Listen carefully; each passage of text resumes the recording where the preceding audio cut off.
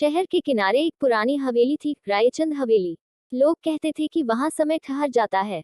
कई सालों से वो हवेली वीरान पड़ी थी, लेकिन हर अमावस की रात वहां से अजीब सी रोशनी और आवाजें आती। आरव एक युवा पत्रकार था, जिसे रहस्यों की कहानियां खोजने का जुनून था। जब उसने रायचंद हवेली के बारे में सुना, तो तय किया कि इस रहस्य से पर्दा उठाना है। वो अपने कैमरे और रिकॉर्डर के साथ रात को हवेली में गया।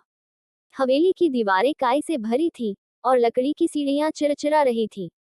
हर कोने में अंधेरा और सन्नाटा। अचानक आरव को एक बड़ा आईना दिखा, कई फुट लंबा और पुराने डिजाइन वाला। जैसे ही उसने उसमें देखा, वो दंग रह गया।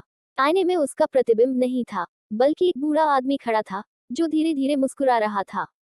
कौन हो तुम? आरव चिल्लाया। आईने से आवाज आई, मैं तुम्हारा अतीत हूँ और भविष्य भी। अचानक हवेली की घड़ी उल्टा चलने लगी और आरव को अपने चारों तरफ धुंध दिखने लगी। जब धुंध छटी, तो उसने खुद को 1920 के जमाने में पाया। वही हवेली, लेकिन ज्यों की त्यों, नई और चमकदार। वहां एक लड़की थी, मायरा।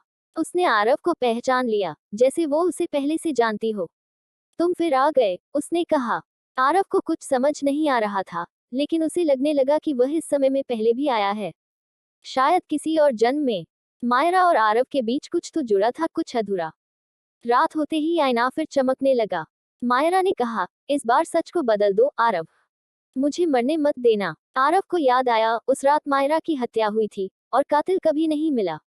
अब उसके पास मौका था सब कुछ बदलने का। लेकिन जैसे ही उसने कातिल को रोकना चाहा, आईना टूट गया और समय फिर बिखर गया।